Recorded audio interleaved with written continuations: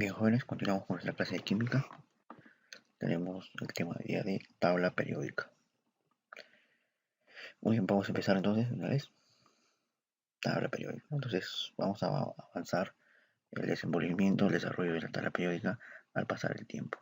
Vamos a ir analizando paso a paso. Es un tema muy importante en nuestro curso de química. A ver, veamos una pequeña reseña histórica. La primera clasificación se debe al señor Jacob Berzelius. Año 1814 clasificó a los elementos como electropositivos y electronegativos. ¿Qué más tenemos por acá? Proust, en el año 1815, que trabajó con el hidrógeno. En el año 1817, Dobereiner con sus triadas. 1862, Jean Cousteau con el anillo telúrico de Jean Cousteau, ¿no? O tornillo telúrico de Jean Cousteau. Año 1865, las octavas de Newlands. Año 1869, Mendeleev junto a año 1829, entonces Mendeleev con Lothar Meyer, ¿no?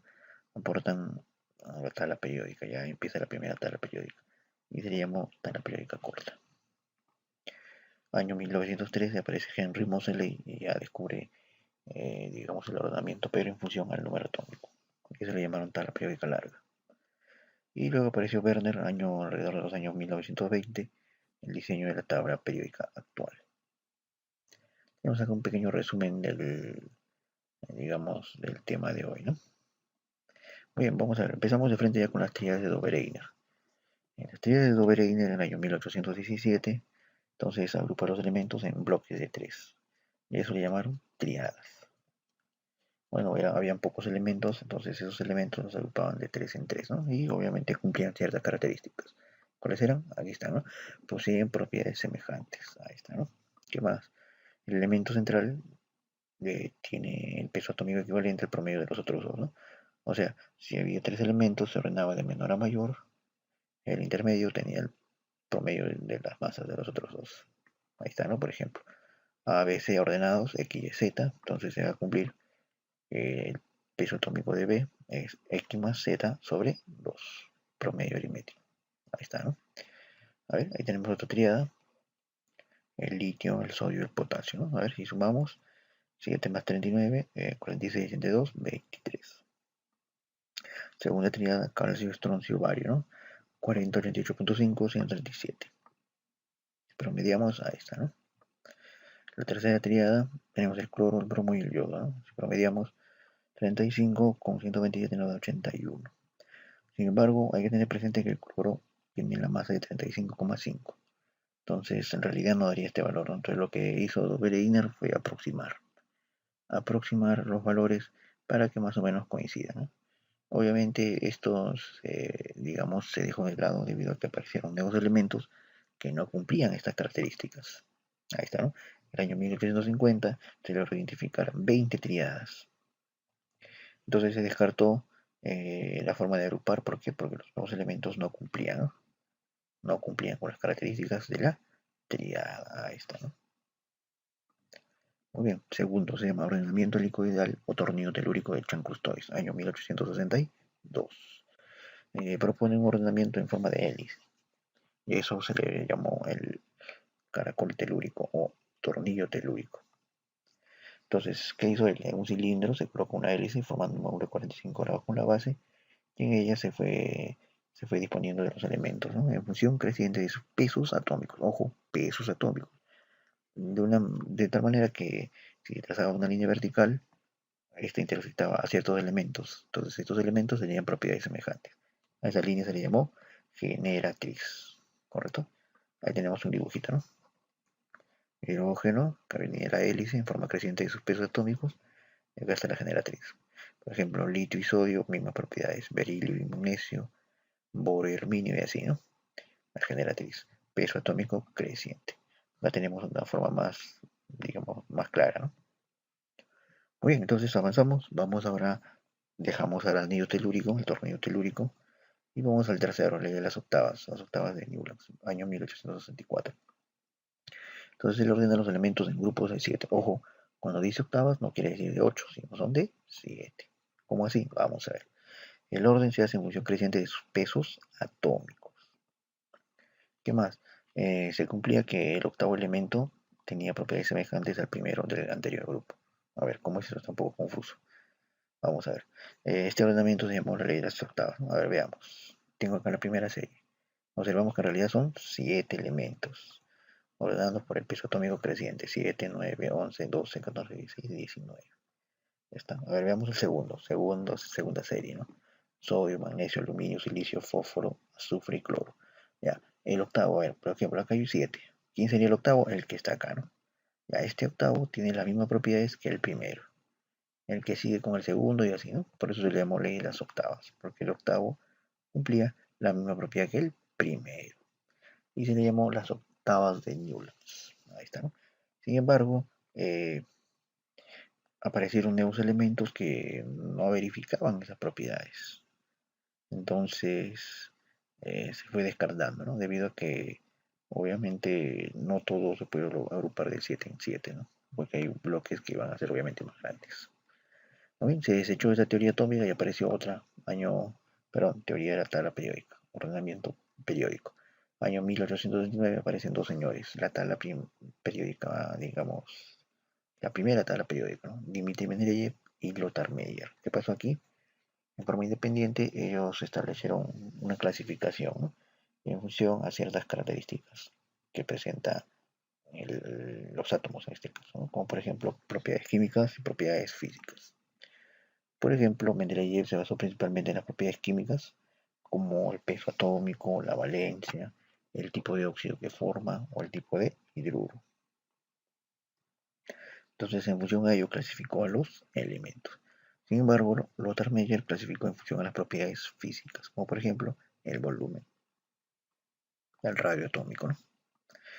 Primera tabla periódica. Entonces, esta primera tabla periódica fue diseñada por Mendeleev, ¿no? Debido a que asumió que obviamente los elementos cumplían ciertas características, según la cual las propiedades físicas y también las químicas de los elementos y de los compuestos que dependen de ellos, de básicamente su masa atómica, ¿no? Básicamente eso. Muy bien. Entonces, ¿qué va a cumplir? Se va a cumplir que las propiedades de todas las sustancias, de los elementos, van a depender exclusivamente de la masa atómica. Eso es lo que plantean ellos, ¿no? Muy bien, ¿qué más podemos hablar?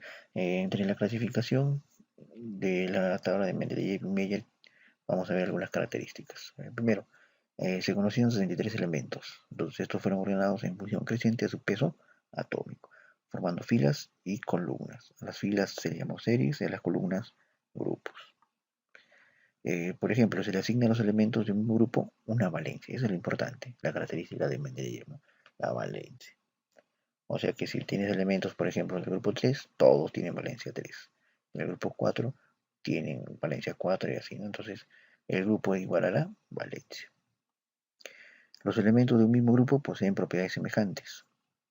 Entonces, eso permite a que formen óxidos o de repente hidruros con la misma, con la misma estructura de fórmula, ¿no? O sea, fórmulas similares, fórmulas muy parecidas, debido a que poseen la misma valencia.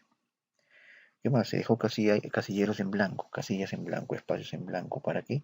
Para colocar elementos que de repente no se habían descubierto y se descubrirían en un futuro, ¿no? Y obviamente también predijo sus propiedades. Y a esto se le llamó ECA, a los nuevos elementos por descubrir. Entonces su tabla periódica posee 8 grupos, solo 8 grupos, ¿no? A ver, veamos. Ventajas. ¿Qué ventajas tiene la tabla periódica de, en este caso, de Mendeleev, ¿no? Vamos a ver. Entonces, ¿qué permitió? Permitió tener una visión más general de la clasificación periódica de los elementos. ¿Por qué? Porque los ordenó en grupos y periodos, ¿no?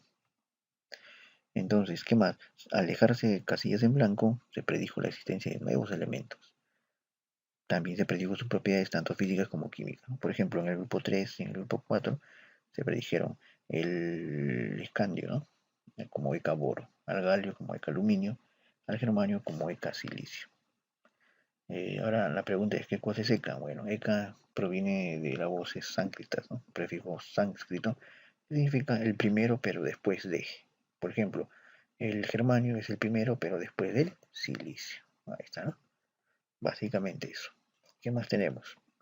Ahí está. Por ejemplo, tenemos acá propiedades, acá está el silicio y el germanio, que es el real, ¿no? Que nosotros conocemos.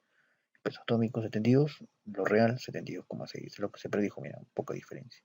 Color del metal, este es un metal gris oscurecido, ¿no? Y acá blanco grisáceo. La diferencia no es mucha. Densidad 5,5 gramos por mililitro, acá 5,35 gramos por mililitro, muy cerca. Fórmula del óxido O2. Entonces acá del óxido el germanio es GO2. Densidad del óxido 4,7 gramos por mililitro. Su densidad también es 4,7 gramos por mililitro. Temperatura de ebullición menor a 100 grados y acá 86 grados Celsius. Entonces las propiedades son muy próximas, son muy similares. Entonces no había problema, ¿no? Estaba bien las ventajas. Sin embargo, también hay desventajas, ¿no? Las desventajas fueron varias. Comparado con la tabla periódica actual, tuvieron varias desventajas, ¿no? Muy bien, vamos a ver. Los metales y los no metales no se encontraban bien diferenciados. Había una especie de confusión comparado con la tabla periódica actual. Tenía esa desventaja, ¿no? Una desventaja enorme, desventaja grande. También se le asigna valencia única a cada elemento. Sin embargo, ahora sabemos que hay elementos que tienen 2, 3, 4, 5 valencias, ¿no? Hasta 6 valencias en algún caso. Muy bien, ciertos elementos no cumplían el orden creciente del peso atómico. Por ello que Mendeleev permutó en forma arbitraria algunos elementos para que se verifiquen. En otras palabras, forzó. Pero obviamente eso no era correcto, por lo tanto iba a fallar, ¿no? Es lo que obviamente se está presentando. Ahí está, por ejemplo, debió de ser así.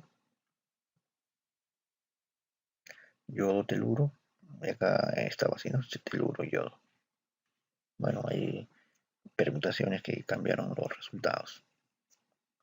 Entonces tenemos acá la tabla de Mendeleev. Muy bien, vamos ahora a la ley periódica moderna de los elementos, año 1913, lo más reciente. Tenemos que esto fue propuesto por Henry Moseley, año 1913. ¿Qué es lo que había pasado? Que este señor estaba trabajando con metales pesados sometidos a rayos X. Entonces, al hacer este proceso de bombardeo, se fueron descubriendo nuevas propiedades, nuevas características. Ahí están las propiedades de los elementos químicos. Es una función periódica de su número atómico, o sea, de Z. Entonces varía en forma sistemática o en forma periódica con la carga nuclear. O sea, en forma creciente a su número atómico. Ahí está el experimento acá, este es el tubo de rayos catódicos. Entonces de la corriente ingresaba por menos, bombardeaba esta laminilla y acá emitía unos rayos X, ¿no? Que tienen frecuencia y longitud de onda. Entonces, ¿qué es lo que va a pasar? Bueno, vamos a ver, tiene que sacar el elemento, su longitud de onda, su frecuencia. Por ejemplo, para el titanio, su número atómico actual es 22. Su longitud de onda 2,745 y acá 1,092. Entonces iba creciendo el número atómico, la frecuencia iba aumentando y en cambio la longitud de onda iba disminuyendo. Entonces ahí había algo escondido, la propiedad de los elementos en función a su número atómico. Eso es lo que fue descubriendo él en sus experiencias. Muy bien, tenemos aquí la tabla periódica de los elementos químicos. Esta es la tabla periódica reciencita. Ahí está, ¿no? En esta tenemos 7 filas y 18 columnas, que lo vamos a explicar ya en la siguiente sesión. ¿Correcto? Muy bien, jóvenes. Ahí nos vamos a quedar hoy día. Nos vemos ya en la próxima sesión.